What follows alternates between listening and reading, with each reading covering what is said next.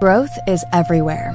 New homes, the ports, tourism, and the Savannah College of Art and Design. Growth costs residents in higher property taxes, higher rents, and higher sales tax. Isn't it time for growth to pay its fair share?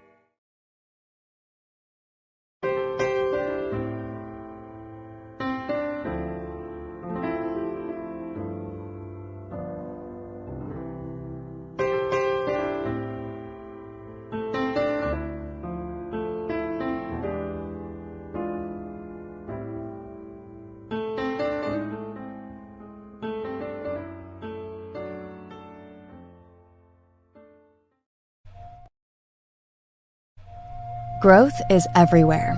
New homes, the ports, tourism, and the Savannah College of Art and Design. Growth costs residents in higher property taxes, higher rents, and higher sales tax. Isn't it time for growth to pay its fair share?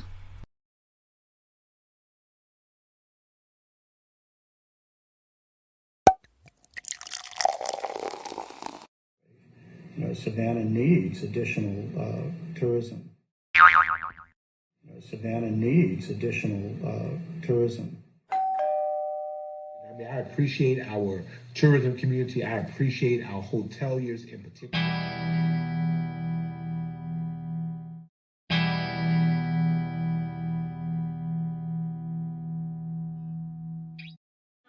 Don't you think it's time for the city of Savannah to have an honest tourism management plan?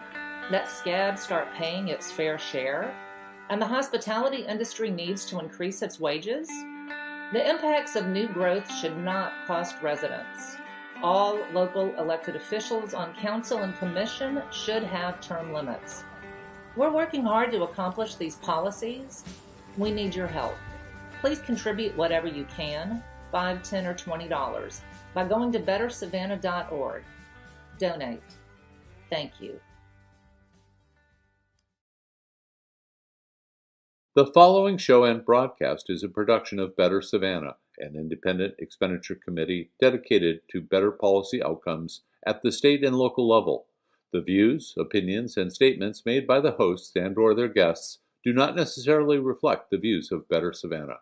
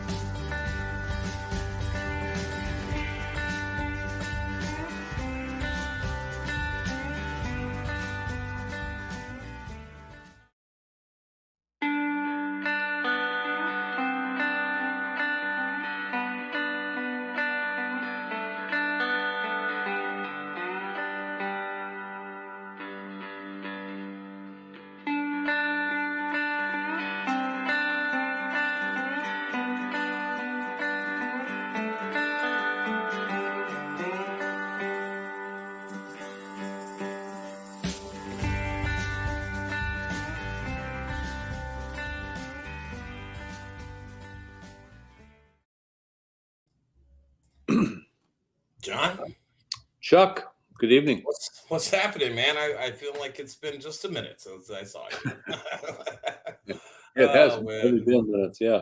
yeah, just a few minutes. It's Thursday, January the 5th, 2023, and this is episode 107 of the Wow. Better Savannah podcast.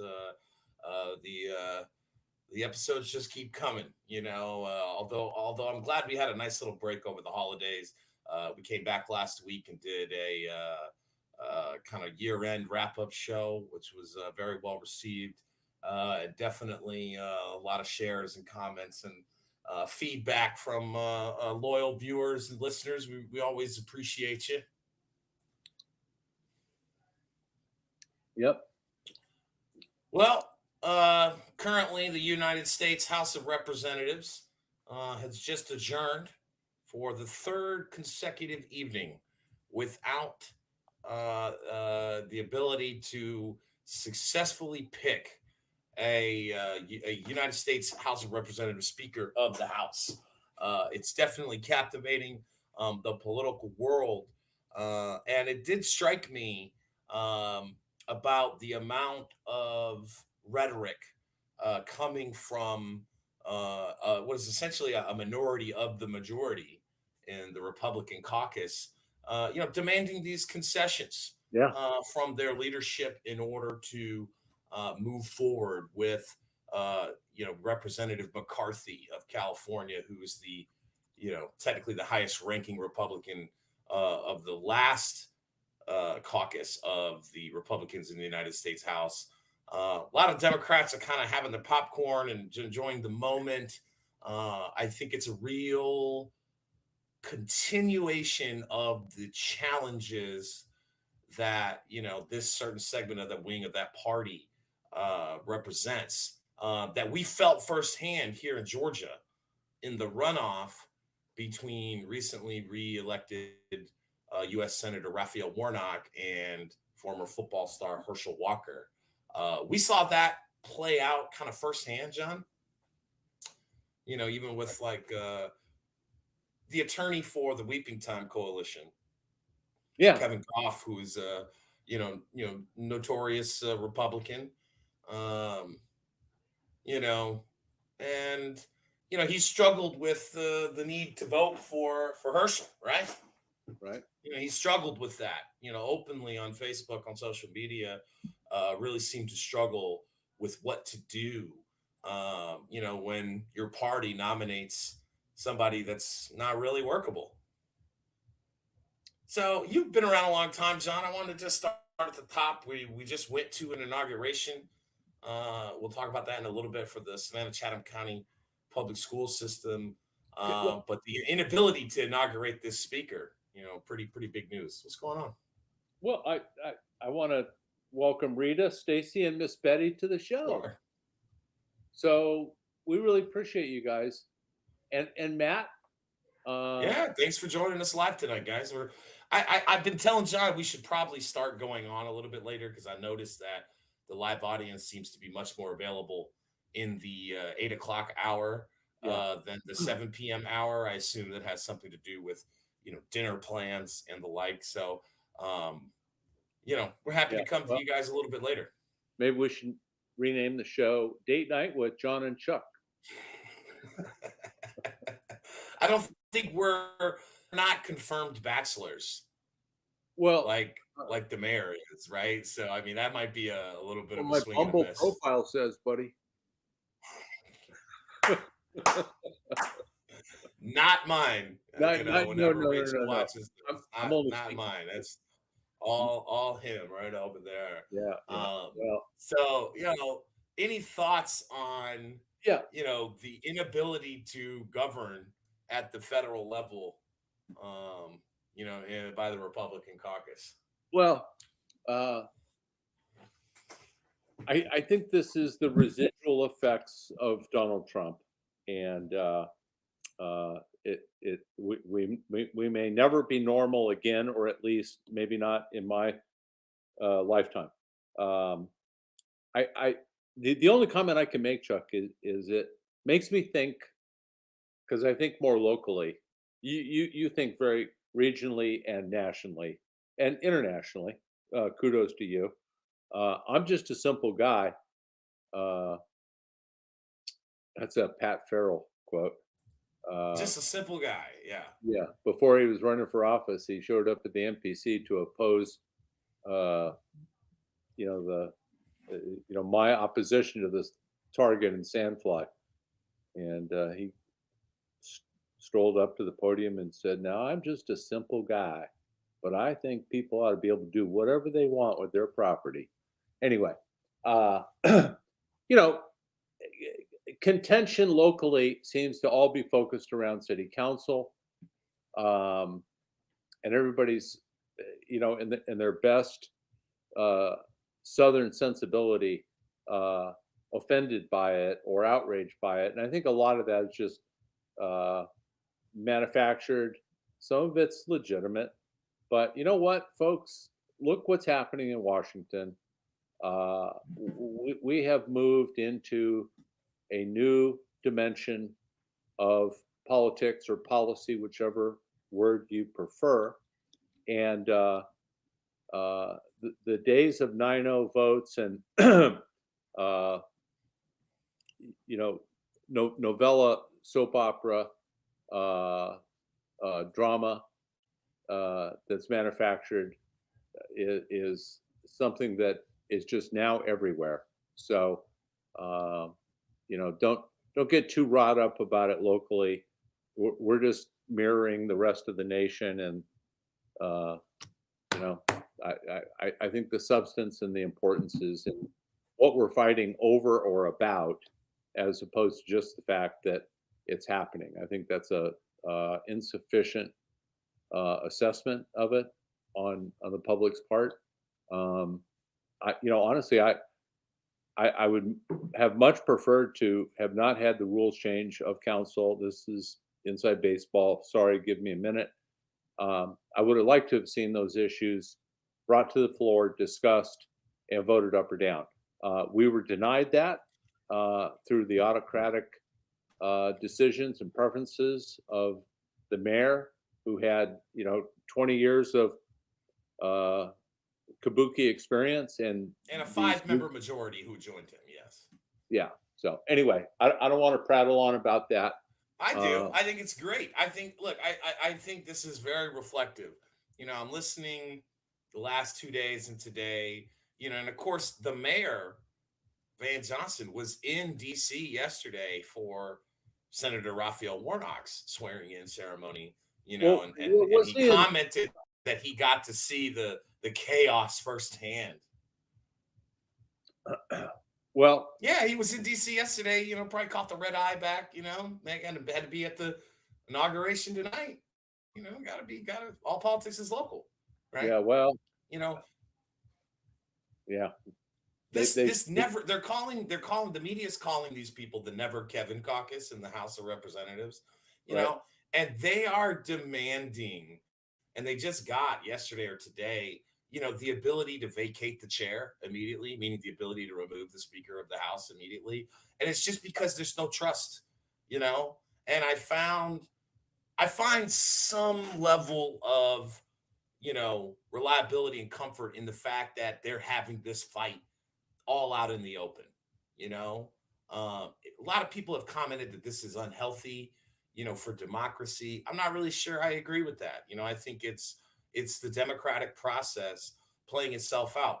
Just before the Civil War, the Congress in 1855 or 1859, they took 19 days and 191 ballots to come to the resolution of electing a speaker. Again, I'm not really advocating for the politics or even the policies of this group of people, but I do see the relevance of the fight. That was kind of the message I was getting to you, is that I see the fight and why they're going after it. Yeah, I'm currently reading about the Federalist papers and the debate back and forth between Madison and Hamilton and occasionally Jefferson. And that sort of repartee and discussion is so important. I mean, we would probably still be under the Articles of Confederation. Rhode Island, baby. Yeah, we'd be 13 different countries instead of what we are. So you can't underestimate the value of policy discussion and access, which is your right as an elected official, which has been denied to you as an elected official by an autocratic mayor. So all things universal come back to home base, and we certainly have spent a lot of time arguing that the rules council the rules change of council was an unnecessary and a complete usurping of what is the ideal process. I think Madison or Hamilton would be aghast if somebody said, "Oh, you can't write Federalist 50 or 51 because we've made our mind up." So anyway. Well, you and I just got back home after a little light dinner, after attending the Savannah Chatham County Public Schools inauguration ceremony for new school board president Roger Moss, new 5th District member Paul Smith, and returning members District 6 David Bringman and District 8 Tanya Howard Hall. Yep. It was, first off, I will say, it was very on time. It was very quick. I think the entire program lasted about 45 minutes long. And that is not typical of Savannah. So kudos to them for running. Just starting we ran into one local. Yeah. We ran into one local politician on the way out who was just getting there. They're like, "Is it already over?" We're like, "Yeah, it's done." Like they started on time. Yeah, they did. So kudos to them. The low country boil. If you don't get there on time, you don't get any shrimp. Absolutely. I'm gonna pop this link into the chat for everybody. But I'd encourage everybody. One of our really great episodes last year was episode number 84. Where we had Roger Moss on our program. Do you remember? Yeah, I do. We had gave him the ultimate hall pass that year. Well, look, I mean, hall passes aside, I mean, the guy did win without without a runoff. Actually, it was a big election win for him. But in true to his style, true to Roger Moss. Yeah. He gave his inaugural speech in song, right? Yeah. Well, he's a performer. Yeah, he's a great performer, a great singer. Everybody, really knows that. But he stopped kind of parts way throughs to read, and I guess it just kind of struck a nerve in me because of the time of year. We're about to celebrate the Martin Luther King Jr. federal holiday. And as per usual, it was School Board President Roger Moss, like many other politicians, decided to invoke, words of Dr. Martin Luther King Jr., but I find this to be an unfortunate repeating pattern of many politicians around this time of year on both sides of the aisle. We always want to quote the pre-1963 MLK, right? President Moss, President Moss was quoting from we're having some bad connection issues. You hear me, John? Yeah, now I can. Yeah. We're having a little bit of connection issues tonight. Sorry about that, y'all. But what I was saying was that School Board President Moss, like many politicians, went with a quote from an earlier King, speaking to some junior high school students. And it I'm paraphrasing here, y'all, but it was basically, if you have to be a street sweeper, sweep that street like Michelangelo painted the Sistine Chapel. That was Sweep that that close. street. Sweep this street like Mozart created music. A friend of the show, Orlando Scott, was sitting with us in the audience, former District 7 and State Senate District 2 candidate, Orlando. And I just turned to him and I said, boy, these politicians, they always want to quote the early king, to bring this quote up about street sweeping when, the last months of King's life were spent in and out of labor struggles, and he was murdered in Memphis because he was there to assist the actual sanitation workers who were on strike. Yeah. You know, Martin Luther King did a lot of soul searching and transformation, also with his position on the Vietnam War. yes, LBJ absolutely bonkers that he would oppose him on that. But Martin Luther King felt that it was the moral thing to do. So he absolutely. made the right decision. Yeah, I didn't like the street sweeper low bar metaphor. Granted, this is a school system that is 36,000 students, right? And Probably more, probably 40 now. 2/3, what is that? 27,000 live in poverty households. At least it's a Title I school district. Yeah, all the way around. It's mostly a African American Black school district by majority. All the white kids in the upper middle class and oligarchy all fled to the private schools years ago because they didn't want to mix it up and integrate. So, it's a big job, Chuck. It's a real challenge, and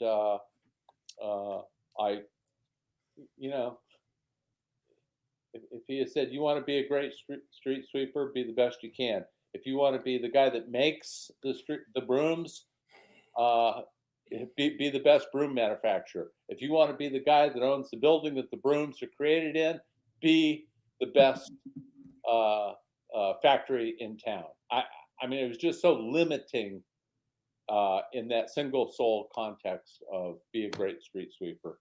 It was, we're entirely different generations, and you probably did not hear this growing up, but I heard it once. I heard it 100 fucking times, and that is, pay attention in class, or you'll wind up being a ditch digger. A ditch digger.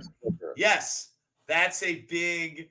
I've definitely heard that once or twice. Okay. Yeah, I think. I guess just kind of coming up around Metro Detroit, I just come from such a more pro-union kind of community, where we were all kind of poor, working class, middle class people. It wasn't so much black and white as it was blue and not blue, meaning union and not union.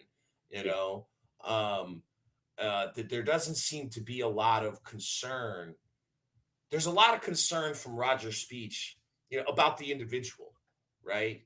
You be the best you can be, instead of we be the best community we can be. We be a school board that criticizes the tourism industry's ever expanding nature of low wage jobs, which take parents away from their kids, which increases the level of crime, right?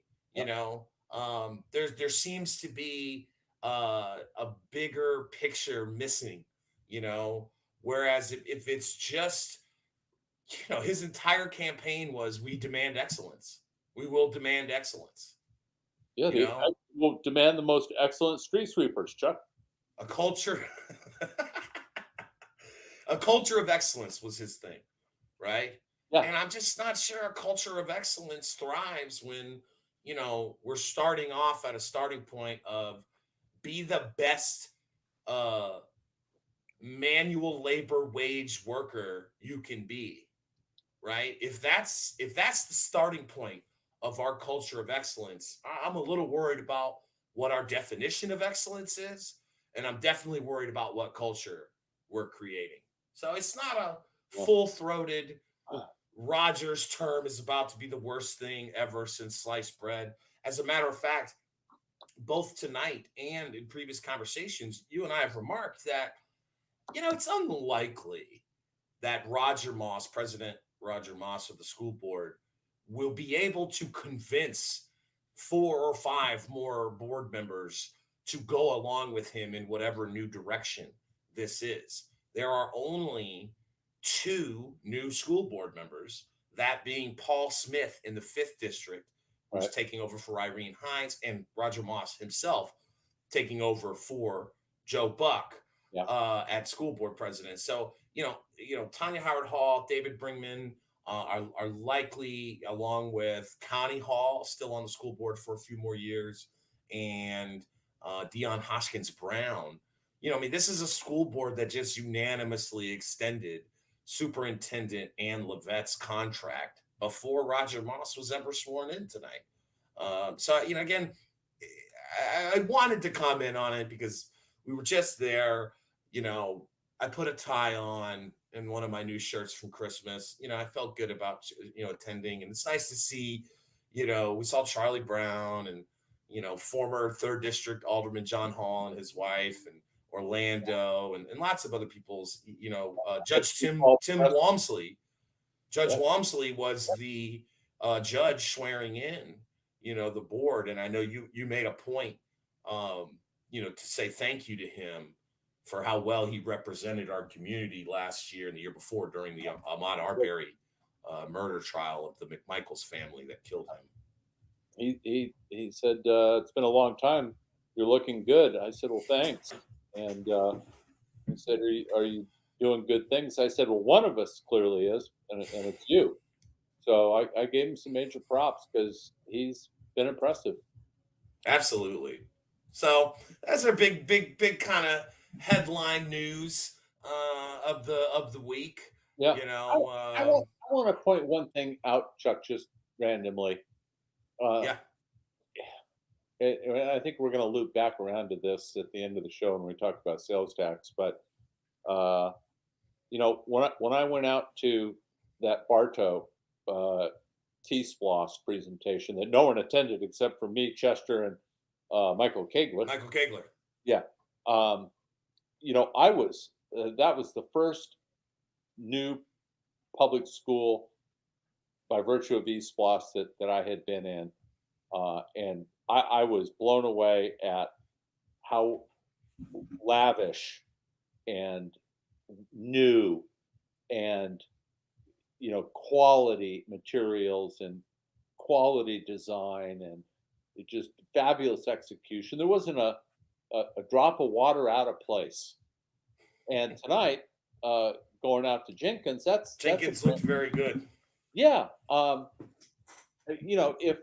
If sales tax money actually translated into better student outcomes, man, I would never begrudge paying sales tax. It just blows my mind that you have this excellence and exceptionalism in the structure and the carpet and the chairs and the art and the tile, and we don't change outcomes for students. And lastly, that's because, and I firmly believe, if you're any part of the school system, whether you're Ann Levette or Roger Moss or a school board member, I think it's reprehensible that you know full well every day in, day out that you got 28,000 of your customers, your students, living in poverty, and you never push for higher wages in this town, which is, probably the most important thing that can be done to change outcomes over a 5 or 10 year continuum. It's not going to be overnight. But the people who donate to their campaigns, I kind of think, Chuck, are the type of people that don't want to see higher wages. So it's a funny conundrum. Well, we're building this Hyundai plant, and we're building God knows how many more hotels downtown. They're going to need a lot of street sweepers. You're definitely going to need a lot of street sweepers. We have an unemployment rate in the region. We have an unemployment rate in the region of like 3.5%, right? Right. We're in these hyperinflationary times. We're in these hyperinflationary times here, right? Yet every policymaker is running around like it's still 2009, 10, 11, coming out of the Great Recession of 08. Like we need job growth. Like we have to produce thousands and thousands of jobs. And the question I'm left with is for whom?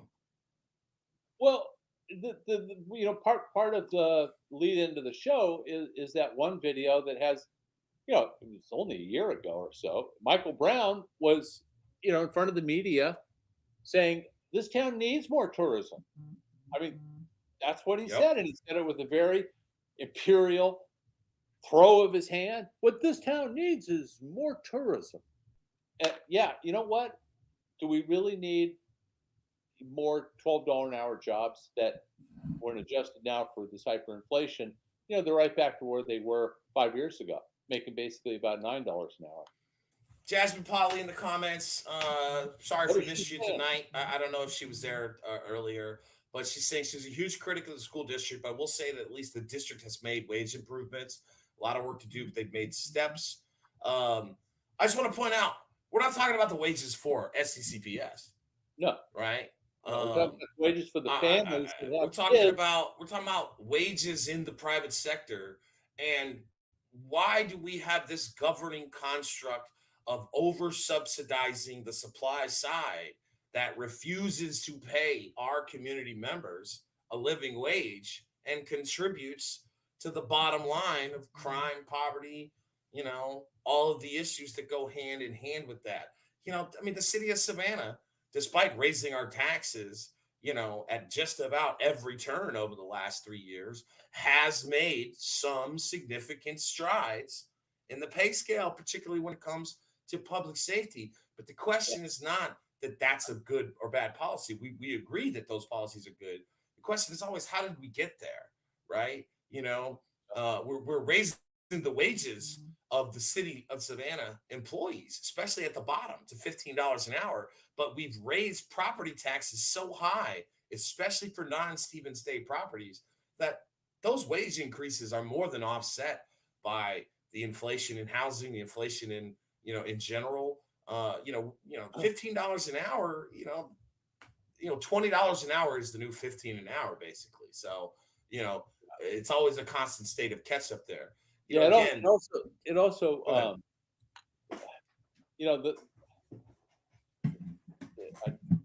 don't send the sycophants against me, Van. But they're coming.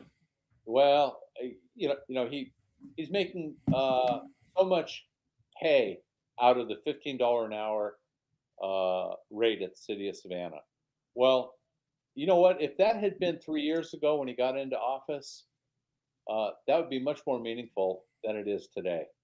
So we're always playing catch up here and calling our latest, greatest, a complete accomplishment. The speed with which we actually do the right thing, like police salaries, Chuck. We're losing, 300-400 officers a year and replacing them with new guys who we don't vet very well, and they wind up, killing some of our community members. And then, that guy was arrested for shoplifting in Florida. Yeah, Officer Ferguson is the name. He was arrested in Liberty County for DUI a couple months back, and now he's been arrested for shoplifting in Florida. So, we're not hiring the best. My point is, we take so long to do anything. By the time we do it, it's no longer the accomplishment that it's presented as. It's a little wilted and a little late. So, again, there's no mystery that the school system serves the majority of poverty households in this community. And, I had this conversation with Jolene Byrne 12 years ago.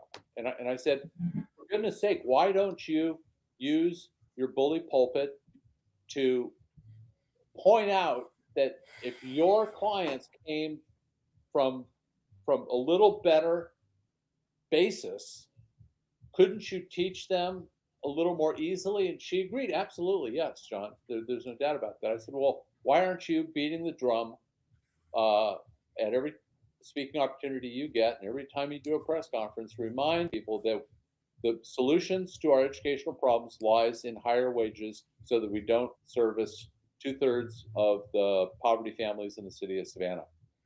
Growing up around educators, Yeah, yeah, right. I always heard these two things. Okay. The number one and the number two predictor of student success, one of these variables is within the school system's control directly, and the other one is not, which is, the first one is class sizes, right? The number one predictor of student success is typically the class size, right? If you can show what class sizes there are in the county, you can pretty much predict what the outcomes are going to be. But the second one is the socioeconomic background of the child, right? Yeah. And we're just simply sitting here saying, with all of these CETA deals and joint development authority deals and all of this growth that is supported, 4 million indirectly or TEUs directly, to the port. Dredge the river. I mean, what we're Build about a to talk new about bridge. next is impact fees again, and a city manager, Pat Monahan, 3 years ago, stood up in front of city council and said, well, Alderwoman Keisha Gibson Carter, impact fees, that would have been great 20 years ago, but we're all built out. Yeah, there's just not going We're to be all that built much out. more. It's just not Yeah. going to be that much more growth, right? Yeah, pull it up. I'm getting there. I'm getting there, man. I know where you're going. These are, the permitted valuations of the city of Savannah government for construction permits year to date through 2022. Okay, so as you, Well, it if was you look at, go ahead. 2022. We've got it. Mhm. When this report was generated, it was early and not, that's all that was reported through July was 388 million. We're going to show our listeners and viewers. Yeah, for those who are listening to this as a podcast, on the left-hand side of the graphic we're looking at, this chart starts in 2007, and you can see a big drop-off from 2008 to 2009 as that Great Recession took hold, right? Right. So 2009, we had 172 million in building permits, right? And then you see this steady as she goes sort of growth the next 5 years. And this is the Edna Jackson term from 2011 to 2015.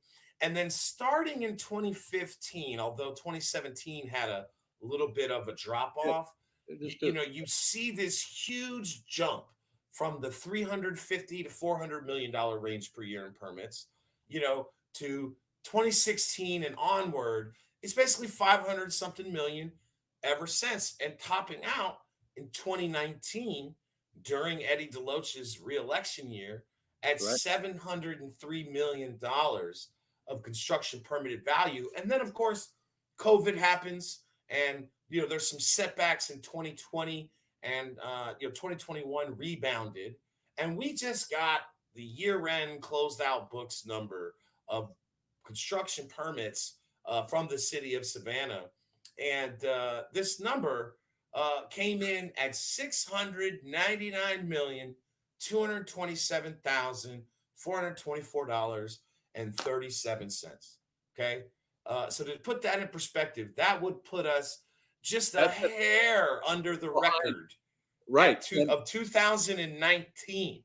So there is no pandemic in Savannah. There's no pandemic recession in Savannah for building permits anymore. Yeah, and let me make a point, Chuck. I firmly believe that one of the key reasons that the Eddie DeLoach administration did not get renewed, and we know what happened in 2019, 7 people did not return, was because of their unbridled enthusiasm for tourism and new construction. They said, Here's the city credit card. You need bonds. You've got them. Build, build, build. So now we have another election coming up, and a mayor, an incumbent mayor, that is right back at the same growth levels of his predecessor, Eddie Deloach, who he beat. And now Van's going to have to answer, are we really better off? Does growth really help everybody? No, it doesn't. Not the way this town structures having to pay for that growth. And we're going to talk about that. And this is all the while homicides and crime have spiked and sort of plateaued, I guess you might say, where they are. But since 2019, crime has gone up. I'm going to play these two newer ads that you helped make for us. You know, I played them at the top of the show, but let me just play these two ads.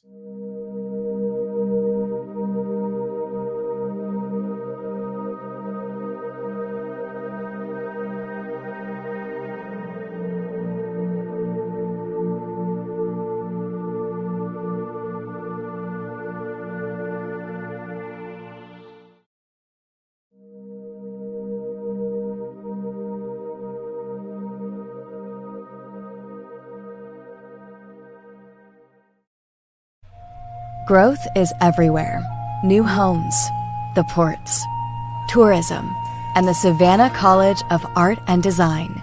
Growth costs residents in higher property taxes, higher rents, and higher sales tax. Isn't it time for growth to pay its fair share?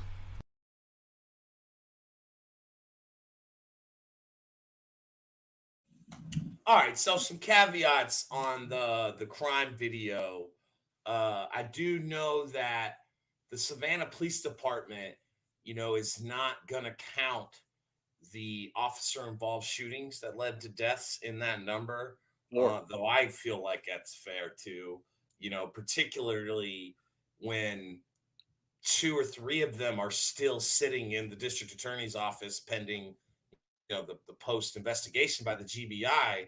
You know, we mentioned Officer Ferguson, you know, the officer on duty who shot and killed Saudi Lee in West Savannah last year. I mean, clearly that one looked like it's heading for, you know, a bad look for the department.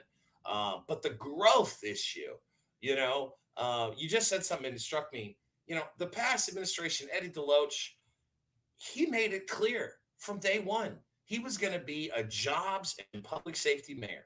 That's it, right? I'm going to create jobs and I'm going to fix the police department. What did he do? They created jobs by the boatloads and they brought in Chief Jack Lumpkin from DeKalb County, Georgia's top cop. You'll recall. Nice cat in the background there. I see T2's joining us there. You know, and you know, he wants to be a star of the show tonight. But you know, the previous mayor ran on a pro-jobs, pro-public safety platform, you know, and more or less followed through on it. Now, the way he achieved the jobs via over-tourism, bond spending, all the things that we could go through, that clearly did not go over well with the voting electorate in 2019. No, and if you go back to Edna's election, look at Edna lost because of a rash of homicides in her 4th year. Okay, Eddie gets elected. Eddie just goes berserk with coddling tourism and the hospitality industry and Kessler and he pays the price. So Edna paid a price for crime, accelerated crime. Eddie pays the price for accelerating tourism and all this growth. And now you have Van Johnson looking into his reelection, and he's got both, Chuck. He's got both. He's got runaway growth with no mitigation. I don't think he's going to support impact fees. I think he's too beholden to the builders and developers. And well, that vote's coming up. At this rate, 2023, and I don't wish this, but you look at the trajectory, and Eddie's going to be bucking probably 40, 41, 42 homicides, which is very close to what brought Edna down. So Well, that brings us to tonight's reading series. And this is just what I believe is the prelude and beginnings of this Savannah Morning Newspaper's obsession, you know, with the gamification of, the 2023 city election. I mean, of course, there's more to it than what we just said, but it is a baseline, Jay. I see your comment, Jay Jones. I think those are good baseline issues as to what sank Edna and Eddie.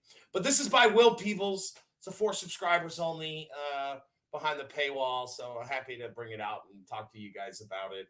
Title of the article by Will Peebles, who is the Savannah Morning News's most senior reporter. Hard to believe because we're basically the same age, and I've known him almost the entire time he's been here, but now he's the most senior reporter. Title of the article, Ready to Rumble. Savannah's mayor announces 2023 re-election bid versus Gibson Carter. Announcement sets up showdown between mayor and Alderwoman Keisha Gibson Carter, an outspoken critic. And I thought this was a pretty decent rundown by Will. I'd always like it to be a little bit more towards what I believe, but you can't always get what you want. For almost a year, Savannahans have known the mayor's contest this year would likely be Mayor Van Johnson and at-large Alderwoman Keisha Gibson Carter, who announced her ambitions for the post in January of 2022. But it wasn't until Tuesday we got public confirmation. Johnson confirmed his intent to run for mayor when asked by a reporter, saying that his record speaks for itself. Well, Johnson, go ahead, John.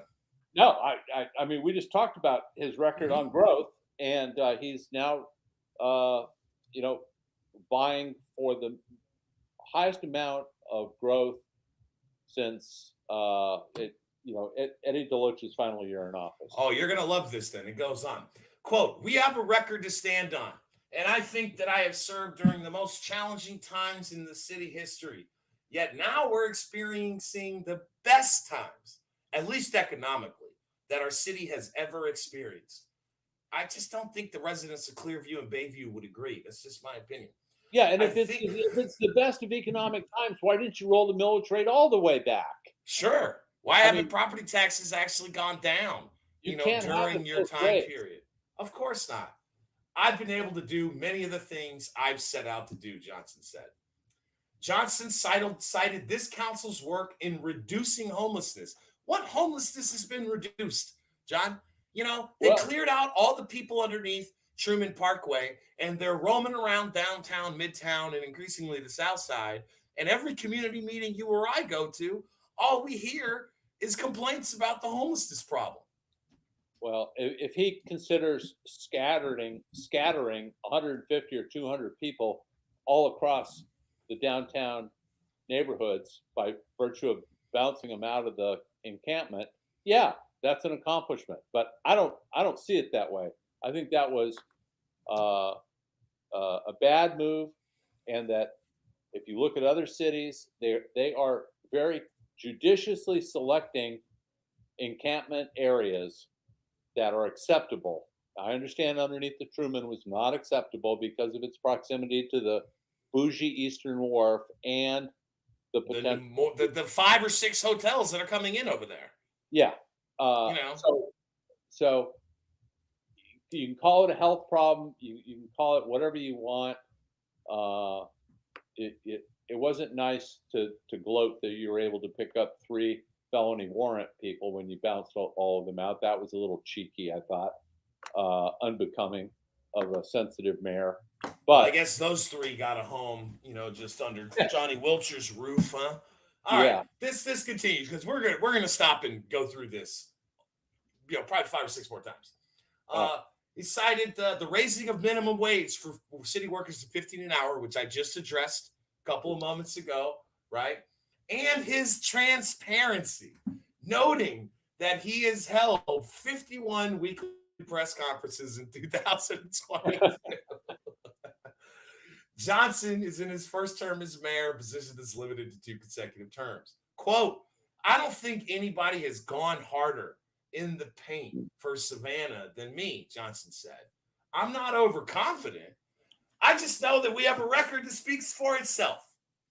Johnson says a more formal campaign announcement will be coming in the next month or so, noting that right now he's focused on governing.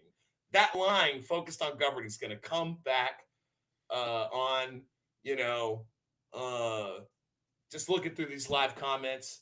I know that that's Rebecca in our private members group saying go on Veterans Parkway, and you can see a new encampment. Yeah. Jay Jones, former 6th District County Commissioner. You have more panhandling going on the south side than ever before. 7 people at the intersection of 95 and 204 at any given time. All right. It was let's better continue. to keep them contained. It was better to keep them centralized. Well, I mean, certainly it was more dignified. I'm not a practitioner. I'm not a social worker. I don't have the silver bullet to this issue. However, I'm not either, Chuck, but I spent 3 months out west on the West Coast. I saw what Santa Barbara is doing. I saw what San Jose is doing. I saw what Portland is doing. I saw what Eugene, Oregon is doing. And I saw what San Francisco is doing. And it's not destroying encampments. It's carefully choosing where they should be allowed until we can figure out how to solve this problem. We're not that crafty. We just, you see Jay reporting it. It's all spread across the city now. And no, Rebecca, there's not a lot of humanity in it. That's really the problem. All right, campaigning and governing. At the moment, Johnson's only competition is already on the council, and Gibson Carter won a seat via citywide vote.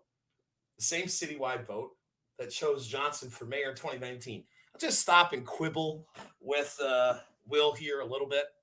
It wasn't the same citywide electorate. It was a runoff electorate that elected him. So just a tiny little detail there that I think is important.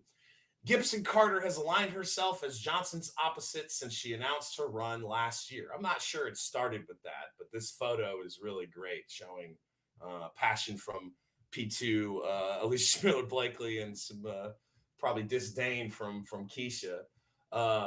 Here's the shout out. We got shouted out. This is why I got sent this article by a bunch of our viewers and followers. During Johnson's State of the City speech in September, Gibson Carter and at-large Post 2 Alderwoman Alicia Miller Blakely did not attend and instead hosted their own live video on the Better Savannah Facebook page. Also, I'm not sure that's entirely true. As I recall, John, Alicia and Keisha were there physically, and then they came over and recorded the video with you. That's how I recall that. Now, whether or not Will knew that, who knows? But I just think that's another small detail that might be wrong about this. Yeah, I don't think it's intentional. I just think it's it may not be intentional, but of course you guys can go and watch this. This was one of our highest viewed programs of the year last year. A better State of the City response. Maybe we should post the script, the comments. Anyway. Sure.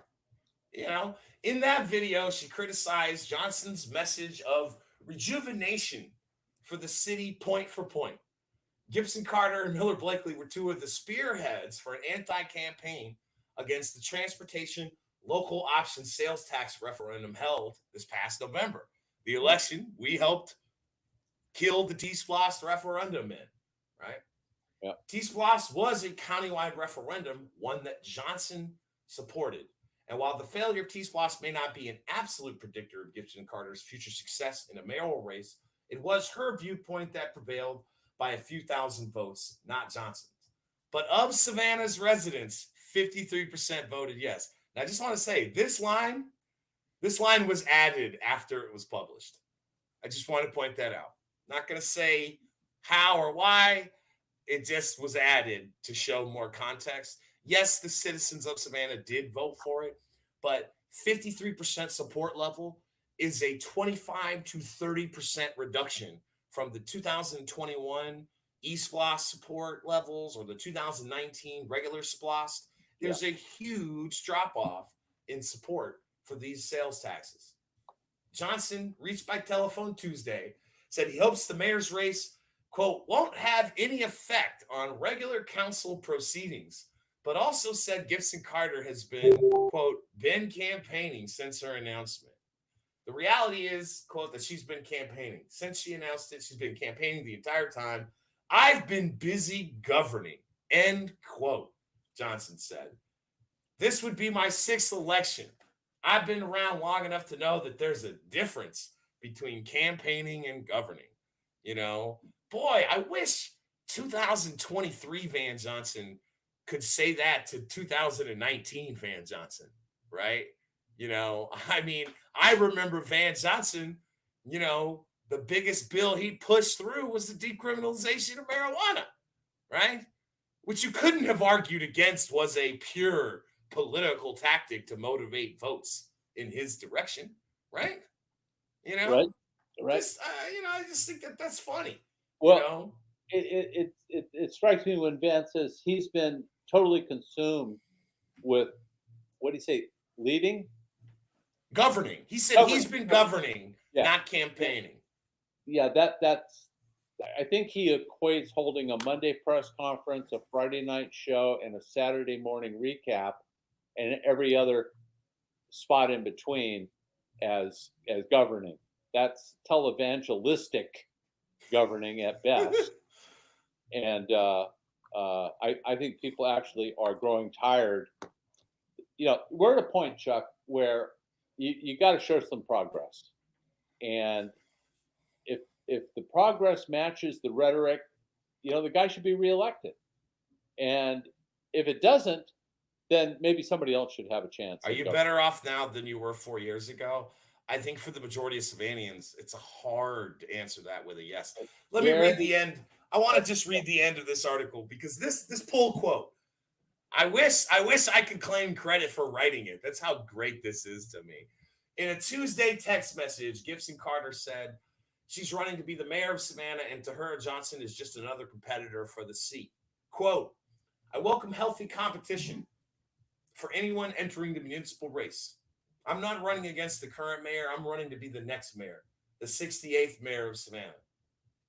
Despite large federal subsidies, Savannah has been subjected to increases in crime, homicide, taxes, homelessness, and forced displacement. This mayor has had nearly 20 years to get at least one of these issues under control, but he hasn't. I would say, may the best man win, but in this case, Savannah's next mayor will be a woman. A text from Gibson Carter read. Go. So, oh yeah, I mean, just you know, just very, very nice. You know, that's that meme. You know, just very, very good. Yeah, subtle, succinct. You know, wasn't nasty. Very professional. Yeah, you know, not what the media tries to sell her as. You know, based on a 15-second clip from council meeting. You know, it is a very germane point to this issue. Yep. Well, right?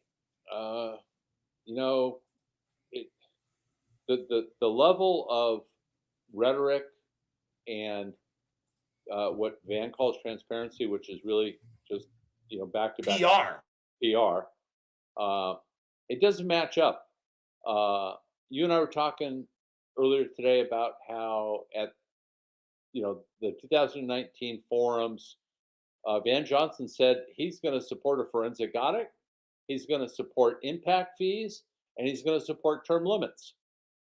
None of those things have happened, and I doubt that none of those things will happen by the time he stands for re-election. So what are the voters supposed to make of a guy or a gal that makes those sort of campaign pledges in all good faith and doesn't deliver on them? And let's remind people that he only gave up the admissions of those policies on the campaign trail after longtime friend of the show and committee, Regina Thomas, spent the entirety of her campaign focused on a forensic audit for the city of Savannah, you know, and outside revenue sources like impact fees, right? Yep. How can we say that this guy, you know, has a record to stand on when he ran on one set of issues and he's governed on another? And of course, the opposite pushback will be, oh, but COVID, right? Well, look, guys, you know, COVID-19 is in the rearview mirror, right? As a society, like if that's what this election is going to be on, I'm disappointed. The future of Savannah is so much bigger than one crisis from the year 2020. Yeah, look at You it. know, If you're gonna try to remind the voters and the public, the citizens, um, what a great job you did with COVID management, and, and I think you did do a good job. I'm not going to take anything away from that. Isn't it equally just to bring those voters back to your positions on, critical policy like impact fees, term limits, pilot fees?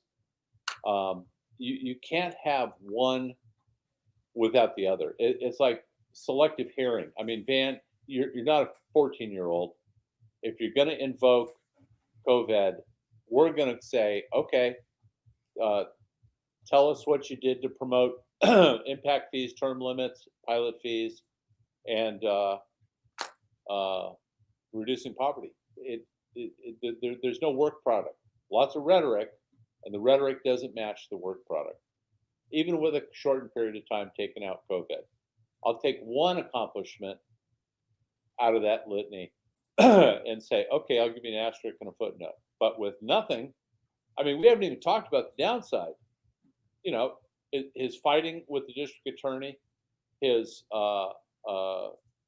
his antics in the whole lost negotiations, trying to suggest that the city should get more, not less. Broughton Street redevelopment, streetscapes project. There's a lot of sharp edges that, if you were busy governing, you weren't governing very well. all right. Some 2023 bold predictions, John. What do you got? Ooh.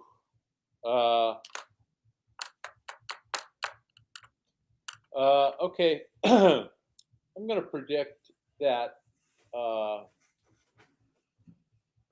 month, 30 days before the election, Van Johnson will hold a. You're taking mine right out of my head. Yeah. He's going to hold a super duper major press conference and announce that he himself, without anybody's help on council, has successfully negotiated a pilot program from Paula Wallace and SCAD. So, first bold prediction of 2023 is that under political pressure in the middle of a campaign season, we'll get what I will call a watered down pilot program. All right. So, you can go back to a year ago. We had the concept of pilot. I think it was like episode 79 off the top of my head. We broke down a fair share, pay your fair share pilot program, that was going to be like $3.1 million per year. But that was a straight cash contribution to the local governments from SCAD. Right. What I'll predict along these lines is that SCAD will have some agreement of land swaps or a donation to the housing fund, right? It won't be a pilot program which puts dollars in the general fund, which can help lower our property taxes over the long haul. It'll be a specialized do this for the CHSA, the Community Housing Services Association, the NGO. Yeah, and it'll be less than $1 million, Chuck. In the SCAD you think world, so? Less than $1 million? Yes. Just getting it close to $1 million does the effect, and people think it's a major accomplishment. It's all kabuki theater. It's stagecraft, and Van is the master of stagecraft. So, I think it'll be loose money in the sofa cushions at any SCAD office building will burp up enough to complete the kabuki act. I got a couple. I think talks about SPLOST referendums won't go away. I think just because we defeated one I think that they'll look to try to bring it back for the T-Splost. But more important than that, a lot of the 2023 municipal cycles will revolve around the idea of future sales tax referendums. Just want to remind everybody, I want to remind everybody, the regular SPLOST that was voted on in 2019, that expires in 2025. It's a 6-year collection period. The E-SPLOST from 2021, that's a 5-year collection period, I believe, right? So both of those SPLOST referendums, will be ending in 2025 and 2026, respectively. That's all going to happen during the next council's term. Chuck, would they put both on the same ballot? They could. I know they could, but would that be? You know who just did that? Bullitt County just did that recently and passed both of them. Yeah. You know what the difference is between Bullitt County and Savannah is that the mayor of Statesboro, Jonathan McCollar, who I've known personally 20 years, has a much better standing of leadership in that community than this mayor does. I mean, that's clear to me, the clear difference. Jonathan McCollar is in his second term as mayor, not his first term, right? Like that's a big difference to me in why Bullitt County was able to pass those referendums together. But most importantly about the regular SPLOST vote that's likely to take place in the fall of 2025. Yep. That is going to be, I mark it here first, that entire SPLOST will be wrapped up in paying off debt and funding the Canal District. Canal District, absolutely. That's it. And they're going to make the 2023 city elections about that future. Okay? Oh, you think? Yes. I think about a sales rep. Absolutely. Because the end market arena, they're going to tout that success and say, think of how much better it could be if we could just finish out the neighborhood. If we could just finish gentrifying more of these people out of this district, we could make even more money. Okay. And I got another surprise little reading piece here for you, because my bold prediction is the list of people looking to challenge Chester Ellis for 2024 is going to grow substantially this year. Okay.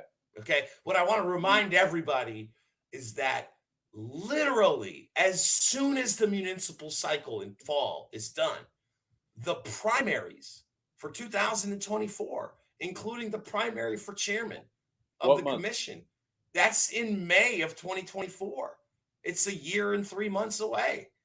So, as soon as these elections heat up for the cities in August, you're already going to see people coming out. You've already seen former judge candidate Anthony Burton announce formally his intention to seek the DA's office, because he's unhappy with the current DA, right? It's a year and a half out from that general election, but it's not a year and a half from those primaries. It's only a year and 3 months away from those primary elections. So, this is fresh off the presses, John. It's our old friend, Adam Van Brimmer. It's the January 5th column titled Lost Promises. As Chatham sales tax share grows, so does accountability for services. Chatham pleaded poverty and lost talks, claiming the need for more sales tax revenue to provide essential services.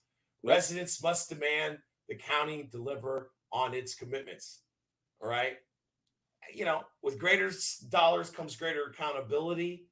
The taxpayers' patience with Chatham County government shirking its responsibility ends now. The list of underfunded services includes, but is not limited to, homelessness, 911, emergency medical, the courts, the jail, the district attorney, and public defender offices. Many of those items are state mandated, but for years, local governments have filled the gaps. For example, the city of Savannah, not Chatham County, leads on homeless services. Savannah Fire recognizing the stretched-thin situation faced by the county's EMS vendor, employs paramedics and sends them on emergency calls in supporting roles. Recorder's Court, described as the top of the funnel for criminal offenses, and the courts that handle most traffic citations, ordinance violations, are funded by municipalities. When an earthquake destabilized the county-owned Riverwalk near Savannah Convention Center, City of Savannah paid to shore up the structure while the county procrastinated. You know, that's that Hutchinson Island BS from a couple of years ago. Uh-huh. Here's kind of the rub. Given the contentious nature of the recently concluded loss negotiations, the citizenry can resume the days of one group of political servants backstopping another are over. Certainly, the city of Savannah will and should let Chairman Chester Ellis know the city will no longer approach multi-jurisdictional issues as a partner. Not after Ellis and the commissioners attempted to publicly shame City Manager Jay Melder at a commission meeting in December. The loss deal represents the largest shift in local tax policy in decades. Expectations evolve too. As for Ellis's One Chatham initiative, intended to improve the working relationship between county and municipal leaders, it was lost in the process. There's a nice photo of Chester there. Fun. This goes on to say, does the county have a plan or a clue? Ellis justified his push for a larger loss share based on the costs of providing services. Yet during his lost agreement signing press conference, Ellis made mention of several infrastructure projects the county hopes to undertake with its petty tax windfall. Chatham needs to invest in roads and bridges and drainage, especially given the failure of the county-led T-Splosh referendum. Referencing those improvements in his victory lap came across as a bait and switch.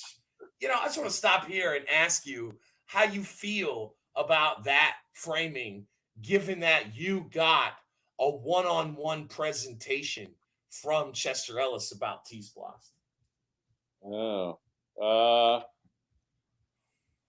well, listen, I think Adam, I'm going to give Adam a C+ on that narrative and conjecture. I think it's entirely reasonable. The premise being that you asked for more because you need it, then you got to produce more because you got it. That much I go along with. Specifically, the one thing that just was absolutely unavoidably clear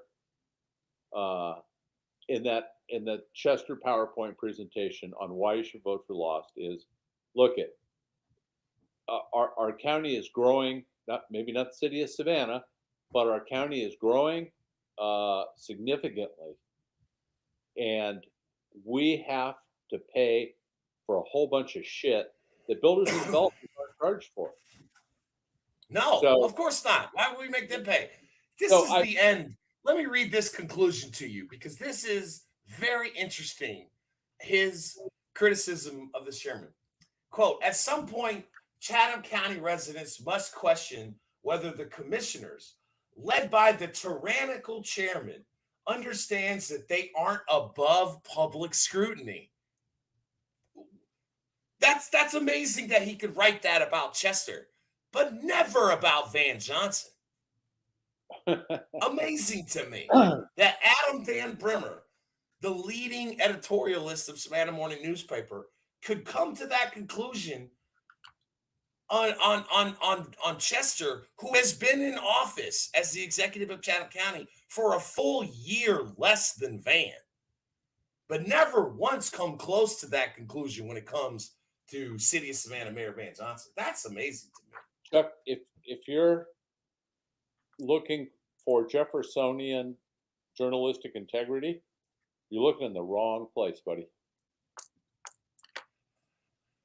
Okay, the current office holder is intoxicated by this power, but he's also blinded.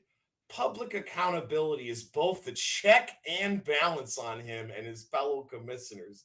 The populace must not become totally distracted this year by the fiasco in the making that is the Savannah mayor's race.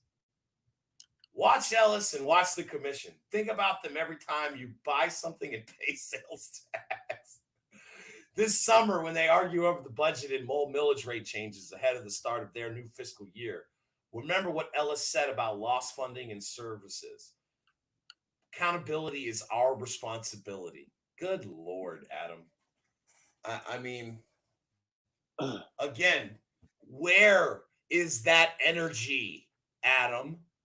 Where's that energy over the initial CARES Act funding that Van Johnson and Pat Monahan directed towards insider downtown businesses, right? Yeah. Where is that when it comes to preserving the weeping time instead of portioning off parcels of it to the Salvation Army and then shirking, saying, well, the Housing Authority of Savannah it's the Department of HUD. It's not Savannah. Even though I appointed unilaterally all the board members, where's that energy, Adam Van Brimmer? Yeah, well, Chuck, you're proffering ecclesiastical, moral propositions here, and you're barking in the wrong building. Okay, this is not a church. Adam is not saintly. He's a human being. He has favorites, and we know who his favorites are. That's it. Now, there's lots of kernels of truth in his piece about Yes, Chester being obnoxious and hard-headed. he is. There's Indeed. also kernels of truth in the concept of you ask for more and get more, you better do more. Yes, they do. I agree. And I said to Aaron Whiteley, 6th District County Commissioner, who is credited largely with, negotiating the end compromise deal. ADOT and Dean are the unsung heroes. It Very ain't much Van so. Johnson and Jay Melder, okay? It was not Van Johnson and Jay Melder who solved that deal. It was Aaron Whiteley, the 6th District Commissioner, and it was Dean Kicklighter, the longest serving county commissioner. 22 years, I think he's been on that board. Yep, he's a good guy. He is a good guy. On the bottom of the screen is just kind of the conclusion we've come up with. Okay? No more sales taxes. What'd you say? More. I said no more sales tax referendums. We have, we meaning Better Savannah, has made a discovery. The T-Splost election showed us that the best way to accomplish the policies that we blather on about all the time, pilot fees and term limits and what have you, is to basically deny them another sales tax positive referendum vote until such time that the giants who pay nothing start to pay something. And we're talking And about that's impact fees, fees, SCAD. So we'll put a gun to your head, basically, and tell you. Yes, we will. We will preach. We will spend our own money. We will have an effect. I mean, we've got over 4,000 followers. By the time the next sales tax referendum comes around, we'll probably be at 8,000 or 9,000. So I think people don't always agree with this, clearly, but they found us to be a bit of a North Star in terms of we're not bought and paid for. We do this out of our own conviction and aspirations for a better Savannah. So we will marshal and guarantee a defeat on the next sales tax referendum if these leaders do not start governing it with pilot fees and impact fees and getting those who are responsible for growth to pay their fair share. And we don't care that 35% of sales tax is paid for by visitors. What it does is while we collect that 35% from the visitors, we're displacing a significant percentage of the 65% who actually live here. We got higher property taxes, higher rents, and higher sales taxes than we did. Higher water and sewer 15 bills years. now. Of course, 3% more minimum, you know, and no guarantee that your meter is actually being read correctly and you're not overpaying your share of a water bill, you know? So, yeah, you know, Dietrich Leggett, District 2, Nick Palumbo, District 4, you got to answer for this stuff, all right? You can't rely on, oh, I worked with this wonderful DNC Joe Biden mayor and we got through COVID and that, you know, all we need is another 4 years and we'll make some progress on these issues. I'm not buying that. You know, if you haven't tried to make significant progress on these issues in the first 3 years of this term, why would I be stupid enough to give you another 4 years? $1.8 billion of new construction in the city of Savannah since they took office, and they still don't have an impact fee ordinance. None. I did just get this overlay sent to me from a friend of the show, Savannah first time blogger. This is the crime numbers from the SPD. Okay. Yeah. And, you know, just reading from the message from Aaron, here's the 21 and 22 crime comparison. Strictly uses the numbers provided by SPD in the weekly crime report they just released for December 31st. Homicides and robberies decreased, although again with the caveat that that is pending outcomes from investigations of officer involved shootings. Okay. Homicides and robberies decreased, but violent crimes overall increased. Look at this bottom line here, John. Yeah. Let me get the banner. Let me take the banner off. Okay. Yeah, this end line here. January 1st, 2021 to December 2021, total violent crime incidents, 1,134 violent crime incidents. Last year, 2022, 1,250 total violent crime incidents. Yep. You know what? I'm looking at this this comment from Jasmine Polly. Digital water meters are coming to Savannah. I've been told it's likely there will end up being a tiered usage fee. Example, peak hours cost more. You know, I've been hearing about that since I moved here. And that was 10 or 11 years ago. You know, Bill Durrance talked about that in his run up to the election against Dietrich Leggett. I remember that specifically. You know, yeah, it's election season. I'm promising everything I can if I'm an entrenched incumbent struggling to find a way to get reelected. Yeah, I'm making up everything I can to get you to vote for me. We're also increasing the consumption cost. Yes. For 4%. So that money, that revenue is profitable, but it does not go to the general fund, Jasmine. It goes into the enterprise fund. So it's a bit of a non-starter.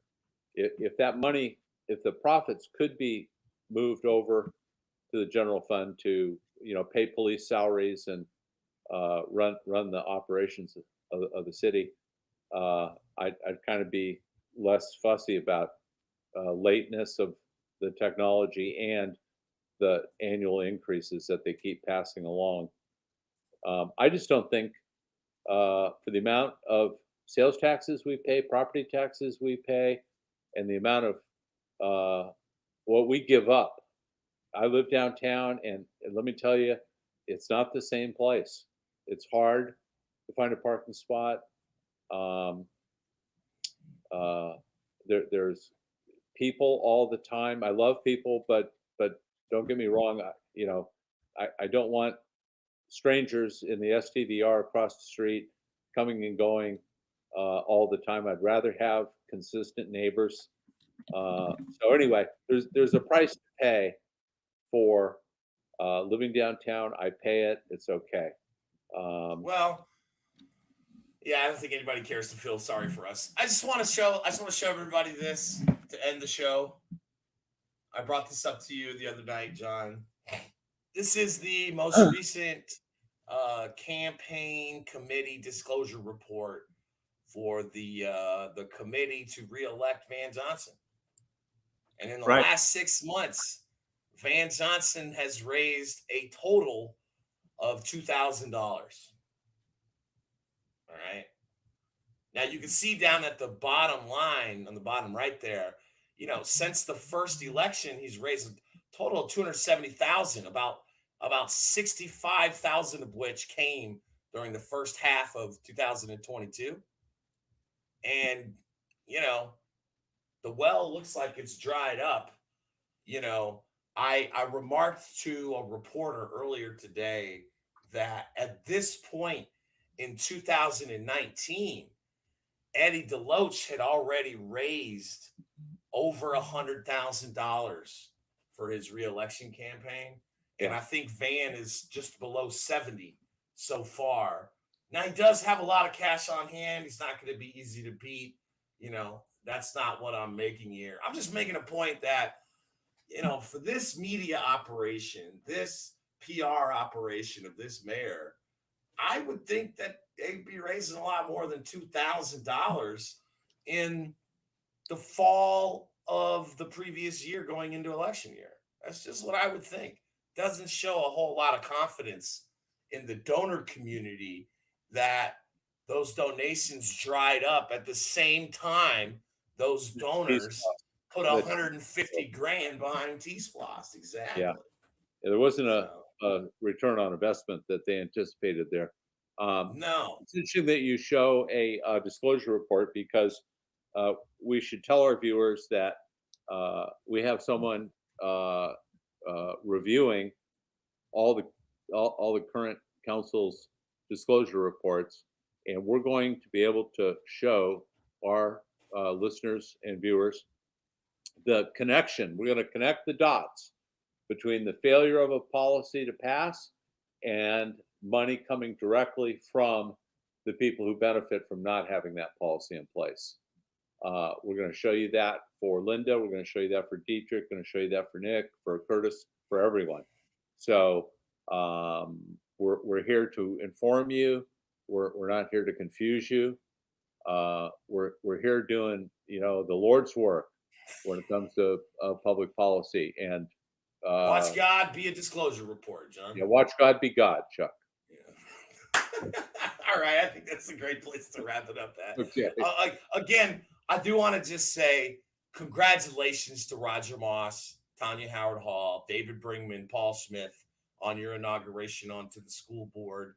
There was a reason we called that series of interviews with school board candidates the third rail, because it really is a third rail of Chatham County politics. So we wish you the best of luck. Criticism of your inauguration speech aside, I'm rooting for you. Yeah, man. I like Roger personally. He's a really nice guy. Has done some real work. You can't hate this guy. It's hard to hate him. He's so nice. It's impossible. Right? But we're like watching James Corbin. I mean, he's just likable. It's like Oprah. He's just likable. By the way, have I created my own? Somebody going to call a fatwa on me for that comment? Oh, I'm sure there's a fatwa on us from the 3rd District already. It's a good point from Aaron here. Mayor Johnson doesn't need a lot of money for his campaign fund because he spent the last 3 years building up his Facebook community. I'm just going to push back on that, Aaron. A free platform for campaigning. Where did that Facebook community come through for him on the T-Splosh referendum? It didn't. Those same people who love to cuddle up on Friday night for date night went out to the polls and voted against what their mayor told them to do. So I'll just put that out there, especially because his Facebook audience, I would imagine, has a very big countywide presence rather than just a citywide presence. It's You a lot know, of people out of state and in the region, Chuck. we have a lot of Facebook people. We have a large Facebook presence, 4,000 followers. And when we ramp up ads, we can get 20 to 30,000 voters to see these ads like that. Okay. You know, we don't have near the PR capacity or even the name recognition or the goodwill that the mayor has.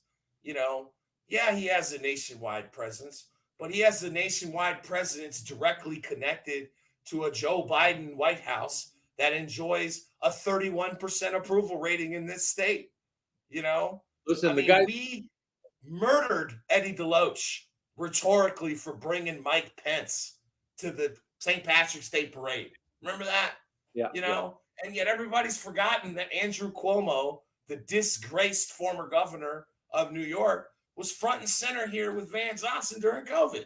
Fist bumping. Everybody's forgotten that already. Yeah, yeah, yeah. Bam. You Yeah. know, so of course he's got a nationwide presence, but Listen, regardless, go I, ahead. I, in terms of metaphor, I would say that Van, when it comes to PR and rhetoric, has a PhD. Okay. He's When written it, the modern book on it. yeah, when it comes to where the rubber hits the road, like proof and in progress, he's got a GED. I'm sorry. It's just the disparity is so huge. And we're going to talk about growth from now until the election day because I'm not anti-growth. We're anti-freeloaders. We're anti people getting a pass when they own $500 million of real estate and call themselves a a nonprofit tax exempt organization. Okay. Yeah, we're going to remind everybody that growth is everywhere, and not everyone is paying their fair share. So our carrot and stick is if you don't use your brilliance and your magnetism to develop some progress on policy with impact fees, pilot fees, we will wreck your next sales tax referendum until you come around. Absolutely. And it doesn't matter, we're not bidding on contracts, and we're not bidding, on RFPs. We got nothing in this, but look, I just want to, again, like I said at the top of the show, we respect everybody who jumps into this, arena of politics. John's done it. I've been doing it a long time. It's not easy, but I want everybody to take away that ultimately it doesn't really matter who the mayor is. What matters is who is in the majority. We have learned that so precisely during this term, this hardest of lessons to be learned, that you cannot, there is no end in sight to the level of vetting you can do for candidates. Anybody says you fully vetted a candidate, go back and vet them again, because we helped, especially Linda Walden Bryan in the third, Dietrich Leggett, Curtis Purdy, Curtis and Linda, they won their elections by less than 3%, 2%. And we were a big help to Keisha, but Keisha hasn't disappointed us in terms of policy. She just can't get it fucking discussed or on the agenda because none of you guys else want to discuss it. Because nobody else on there except for Alicia Bernard and Keisha want to even have the discussion of these real, possibilities of reformation through policy. Listen, I want Curtis, Linda, and Dietrich to understand that it's not personal. It's politics. You made commitments to us, and you wrote checks that you can't cash. So it's time that people understand what you're all about, and you flipped. You went to the lazy side of the street, the shady side of the street, and Chuck, if we go back, I'm dying to ask any one of them, have you ever put anything on the agenda that was important to you or your district? I got an even better one, What's that? especially for Linda and maybe Curtis. Can you name 5 times that you have voted against the mayor for something on council? Oh, Can you give us 5 examples where your vote did not perfectly align with this mayor's vote? Like I told you privately, great point, like when Chuck. it comes to Dietrich, I can think of once or twice, okay, that he's voted against the mayor's will.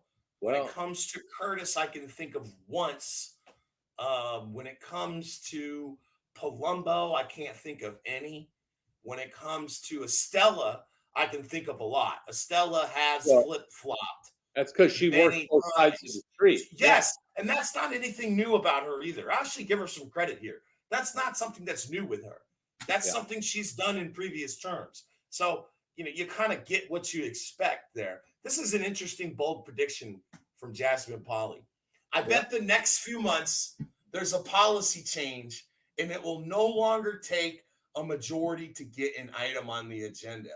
Wow. That's a bold prediction. Yeah. Cool.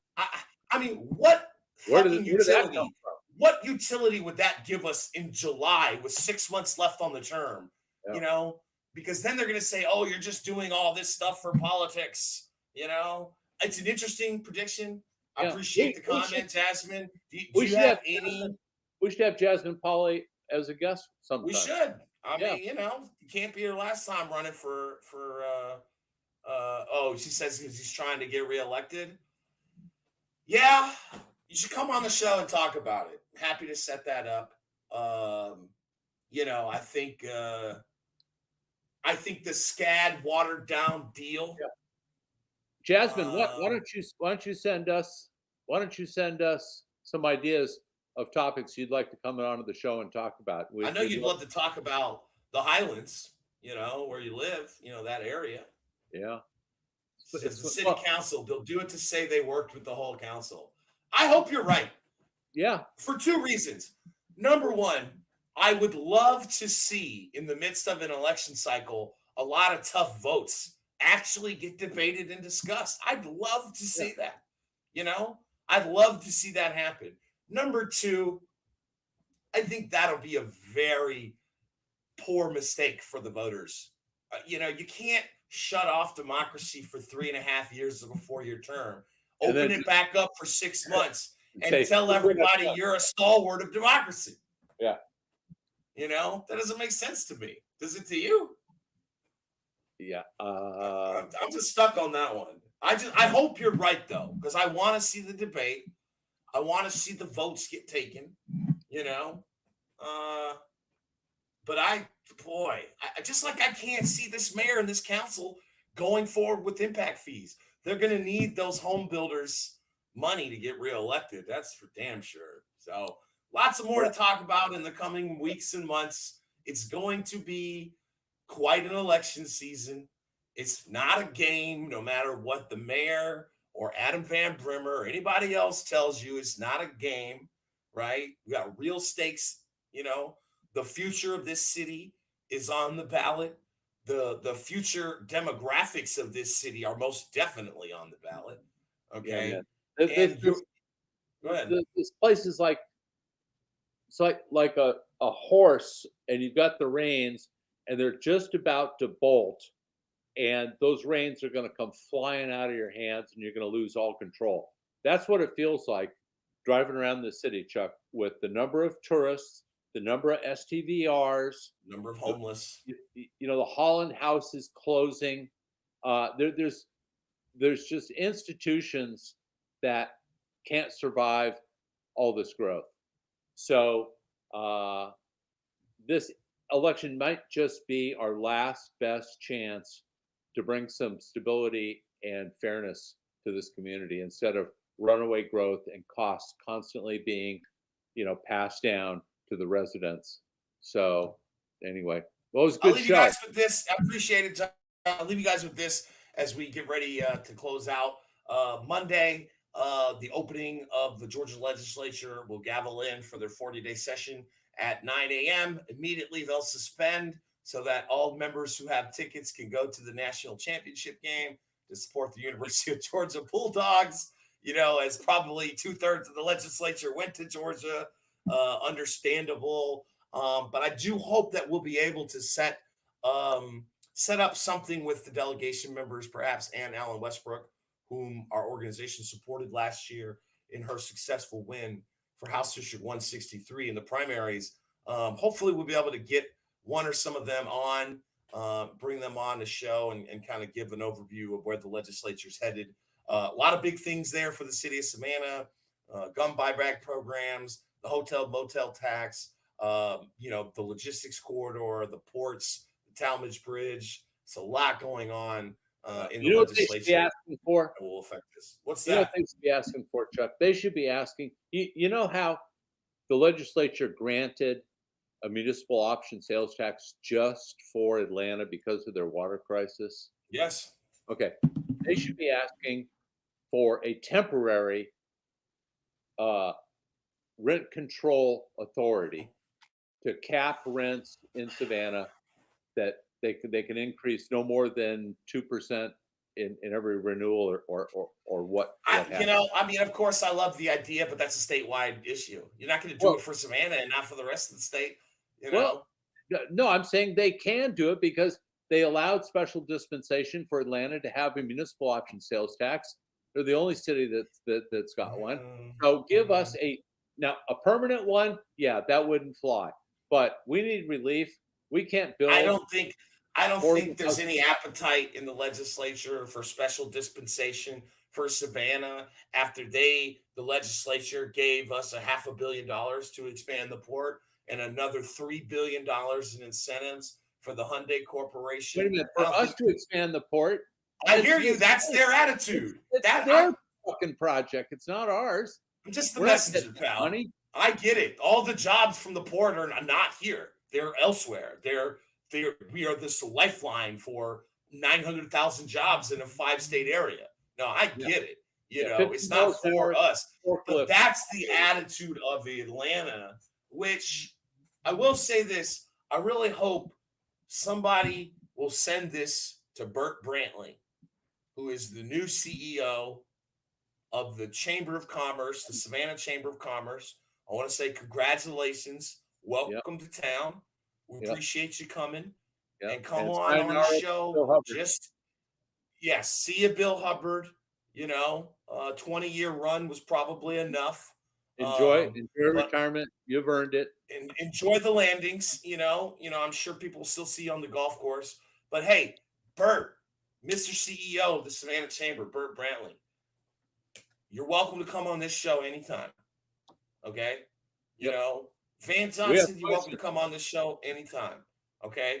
You guys are welcome to come on here and defend your positions. But don't sit up here in the public discourse and act like you're above reproach. Just like Anna Van Brimmer saying about the county commission in Testorellis, you're not above scrutiny. None of you are. Yeah. So with that, I'll say have a great night. Best of luck to the Never Kevin caucus in the Capitol. See if we can get ourselves a seated Congress by next week's show. And if not, we'll obviously have to talk about it again. Yeah, I might nominate you, Chuck. I hear you. I'm going to nominate T2, John's cat, to be the Speaker of the House. I think they'll get 218 votes. All right, everybody. Have a great night. We'll see you next week.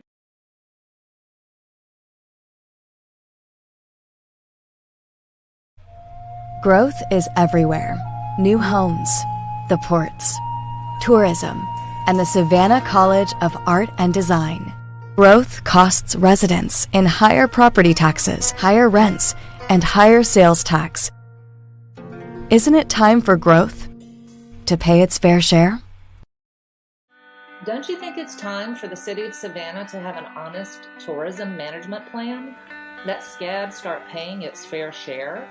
And the hospitality industry needs to increase its wages? The impacts of new growth should not cost residents. All local elected officials on council and commission should have term limits. We're working hard to accomplish these policies, We need your help. Please contribute whatever you can, $5, $10, or $20, by going to bettersavannah.org. Donate. Thank you.